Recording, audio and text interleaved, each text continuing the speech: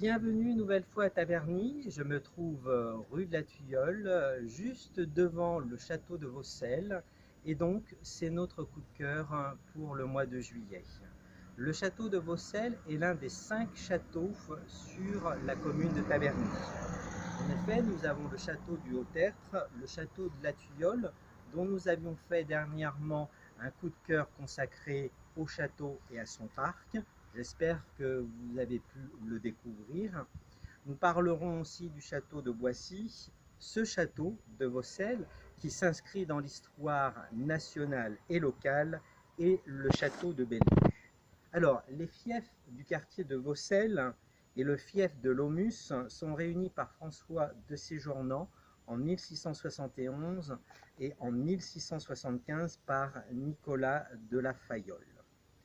Alors ce château se trouve donc sur l'ancien fief du nom de Vaucelles et réuni au fief de Laumus, comme je vous l'ai indiqué, par François de Séjournant dès 1671. Il faut savoir que le général de Saint-Hilaire y habite en 1842, puis la propriété passe successivement aux mains de M. Valentino, l'ancien chef d'orchestre, puis de M. Desnières, le célèbre fabricant de contes. Après lui, le château passe dans la famille du comte de Clercq, puis de Madame Octave Homberg, la femme du banquier. Enfin, M. Schorenstein, créateur des camions Willem, en devient le propriétaire.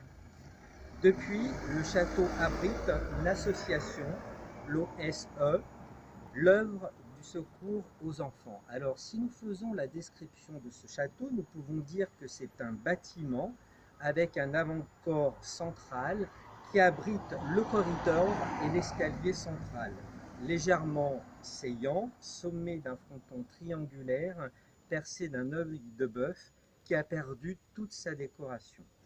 Une ordonnance symétrique est notée au niveau des 5 fenêtres sur 3 niveaux, avec un pavillon en léger retrait à 2 niveaux de chaque côté. Au-dessus d'une corniche qui a une moulure, le toit est percé de 4 lucarnes à fronton dites en doucine. Ce château, il se trouve au 13 rue de la Marée. Alors, juste à côté, vous trouvez donc l'entrée principale. Vous avez également le colombier pigeonnier qui a été restauré. Alors, ce château, malheureusement, est resté tristement célèbre dans cette histoire mouvementée de la Seconde Guerre mondiale comme l'école du crime.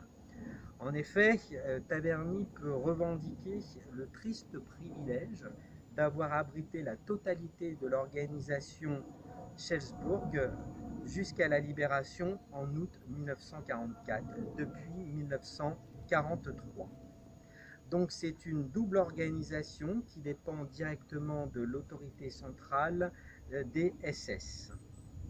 Officiellement, le but de cette école est de permettre aux miliciens de se défendre contre les terroristes. Se défendre est un euphémisme bien sûr, car la réalité est tout autre. Cette organisation forme en fait l'élite des associations collaborationnistes pour la lutte contre les résistants. Alors, une fois que la ville est libérée, le château de Vaucelles, en fait, devient le symbole de Taverny libérée. Comme si Taverny avait connu 2 libérations. La première, il y a 70 ans, comme dans de nombreuses communes du Val d'Oise, les nazis se voient expulsés et la ville est reprise militairement. La seconde, quelques mois plus tard, lorsque des dizaines d'enfants juifs investissent les couloirs du château de Vaucelles et tentent de se construire une vie d'adulte après avoir vécu l'horreur. Pourquoi l'horreur? La maison a été ouverte juste après la guerre et a d'abord accueilli des enfants qui avaient été cachés en France. Au moment de la libération du camp de Buchenwald, environ 450 enfants ont été rapatriés en France par l'œuvre du secours aux enfants et 80 ont résidé au château de Vaucelles. Ce château porte le nom de la maison d'Elie-Wiesel, prix Nobel de la paix en 1986, et le prix Nobel a souhaité donner son nom en 2008 à ce château. Alors c'est très émouvant, et en ayant discuté avec son directeur, il m'a indiqué que l'élément central et très émouvant pour ces enfants qui ont connu les camps de l'horreur, c'est juste derrière le château l'arbre, car c'est le seul souvenir que ces enfants ont. Et lors d'une dernière cérémonie, ces personnes maintenant qui sont âgées ont touché avec émotion le tronc de cet arbre qu'ils ont connu enfant. Alors d'autres personnalités sont venues résider au château de Vaucelles, comme les chanteurs du groupe Manu Chao, et également le père de notre ministre actuelle de la Santé, Madame Buzyn.